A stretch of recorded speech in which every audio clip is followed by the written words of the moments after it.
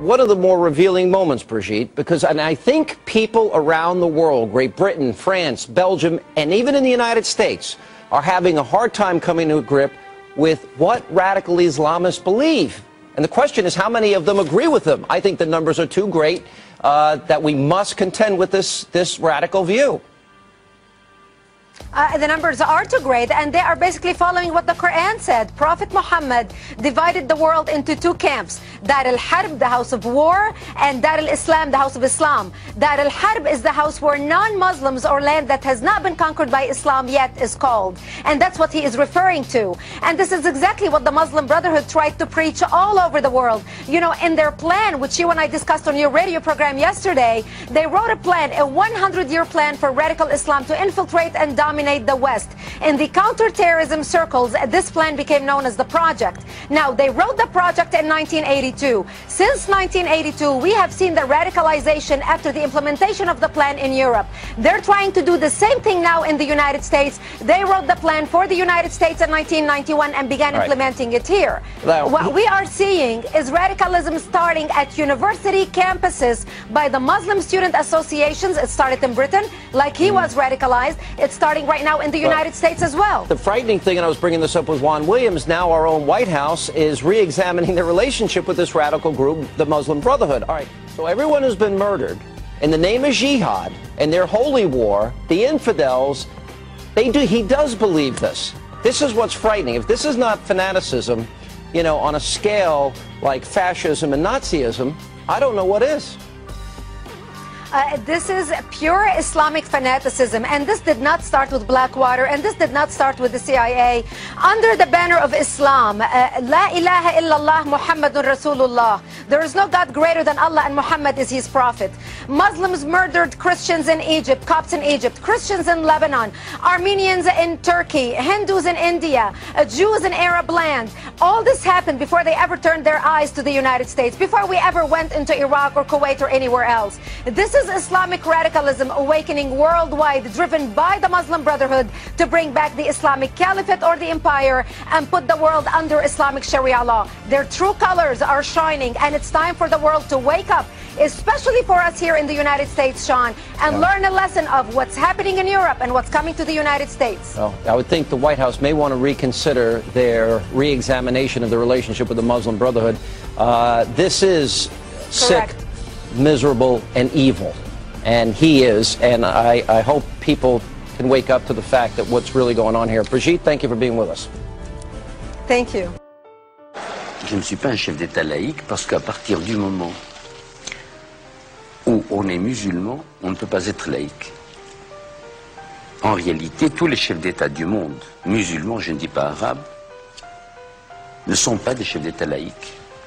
Et quand ils disent qu'ils veulent être laïques, je dis qu'ils ne sont plus musulmans. Car le droit musulman nous colle à la peau, qu'on le veuille ou non, tant sur le plan du droit public que sur le plan du droit privé. Nous avons souhaité, à quelques jours après l'application de la loi sur l'interdiction du voile intégral dans l'ensemble de l'espace public, lancer un message fort au président Sarkozy pour dire que les femmes qui portent librement le niqab dans la rue n'ont pas peur de cette loi. Et elles le prouvent, puisqu'elles sont, comme vous le voyez, sur une terrasse de café, notamment le Fouquet's, cher au président Sarkozy, pour démontrer d'une part qu'elles n'ont pas peur, et que d'autre part, si les forces de police venaient à leur dresser une amende, qu'elles la paieraient généreusement, notamment grâce au soutien de défense et de la laïcité que nous avons mis en place et qui est doté d'1 million d'euros. Oui, absolument. L'islam politique a déclaré la guerre à l'Orient depuis les années 30 et depuis quelques années, il a déclaré la guerre à l'Occident. Donc il faut prendre les menaces de l'islam politique très au sérieux parce qu'en général, ils font ce qu'ils disent. À l'assaut de l'Occident, deuxième moitié de votre titre, ils sont pas à l'assaut des territoires, ils veulent pas conquérir le territoire des États-Unis. Vous dites là-dedans, c'est quoi? C'est des valeurs qu'ils veulent nous imposer? C'est une façon de penser et de vivre qu'ils veulent imposer? Oui, absolument. C'est-à-dire qu'après avoir conquis des États arabes et musulmans, maintenant ils sont à la conquête, ils sont suffisamment confortables et bien assis pour aller vraiment à la conquête de l'Occident, c'est-à-dire répandre leur idéologie totalitaire en Occident. Beaucoup de radicaux en France empêchent les terroristes de passer à l'action en disant « Nous allons peut-être gagner les élections dans les municipales dans les années à venir, ne nous faites pas d'action terroriste ».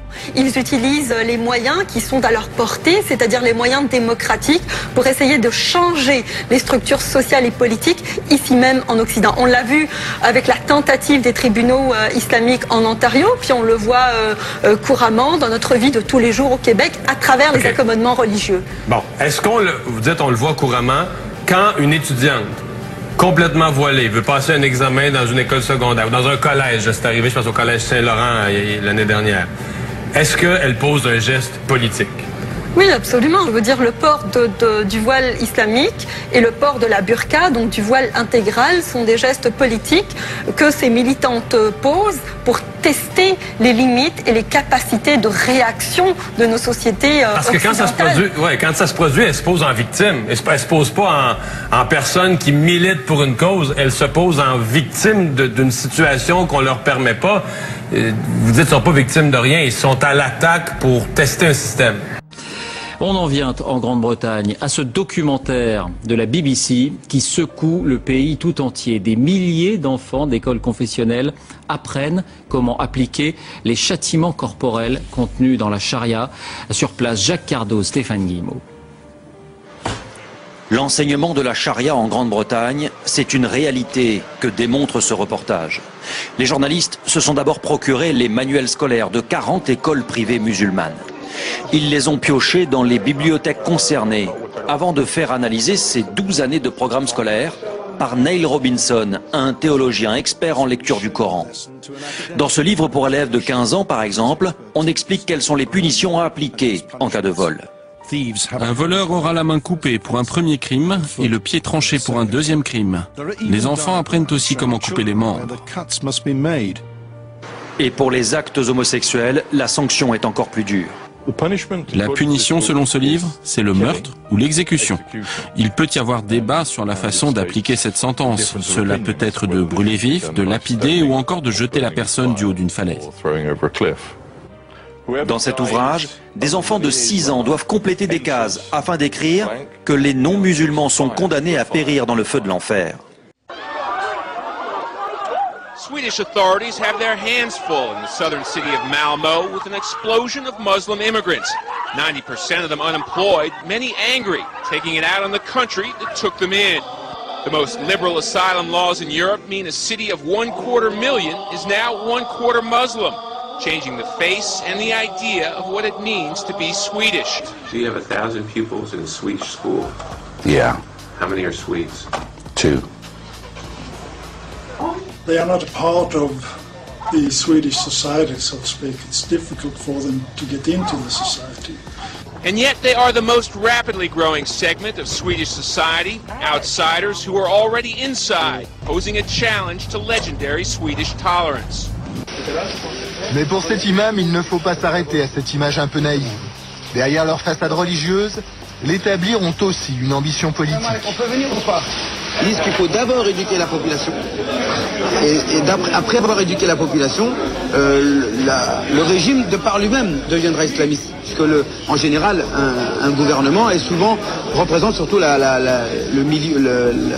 mentalité, voilà, la mentalité, on va dire, moyenne de la société. En fait, eux, ils disent, si on arrive à avoir que des musulmans pratiquants, nécessairement l'État deviendra musulman. Oui, bien sûr.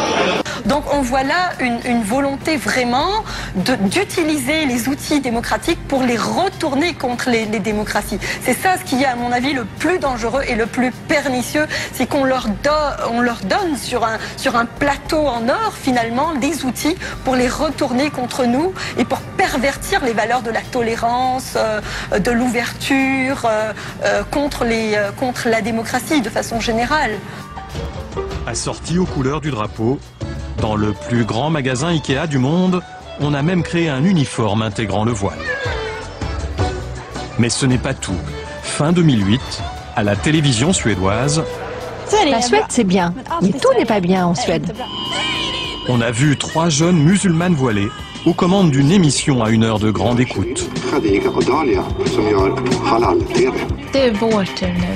Det här är vårt program om Sverige. Halal, quand nous faisons de la télé, c'est forcément halal. Une des anciennes présentatrices, aujourd'hui avocate. Mais pas question pour elle de plaider sans voile pour gagner une hypothétique respectabilité. Le port du voile est un droit en Suède, que cela plaise ou non. Pour l'écrivain Carl Hamilton, il est impératif de maintenir les règles communes de vie en société. S'il n'y a pas de limite à la tolérance, bientôt, il n'y aura plus aucune tolérance. Militant Islam appears to be spreading its influence to more and more European towns and cities. Here in Brussels, a Muslim woman journalist, using her veil as a disguise, infiltrated the Muslim community and found so many radicalized young people, men and women, ready to use violence in their cause. Here in the Molenbeek district of Brussels, more than a third of the residents are Muslims from North Africa. Hind spent 2 months living and researching here on Islamist extremism. Suddenly we're told we're unwelcome. This man tells us to stop filming, warning us in no uncertain terms that he'll get violent if we don't get out of here right away. The bystanders are also upset. We move on in an attempt to defuse the situation. But the man follows us, and a short while later we have another run-in with him. He tells us to take away the camera. He tells us we have no rights and can only film if he allows it. Belgian laws do not interest him. The man is confident that it is he who controls the neighborhood. Molenbeek's police station is located hardly 100 meters away. Many police officers are afraid that the state no longer wields authority here, at least not the sole authority. They know that Islamists view Molenbeek as subject only to Muslim law. On dit l'islam est une religion. Je veux bien. C'est certainement une religion, incontestablement. Mais à partir du moment où Mohammed a quitté la Mecque pour émigrer vers Médine, qui est devenue la cité sainte, à ce moment-là, l'islam a toujours lié le religieux au politique, le religieux au social. Religion et société sont devenus inséparables. Et ceci dure depuis 14 siècles. Toutes les sociétés musulmanes ont été des sociétés intégratives, globales, globalisantes, totales, totalisantes, pour ne pas dire totalitaires. In 10 years' time, you will have essentially these countries with a semi-Muslim political character.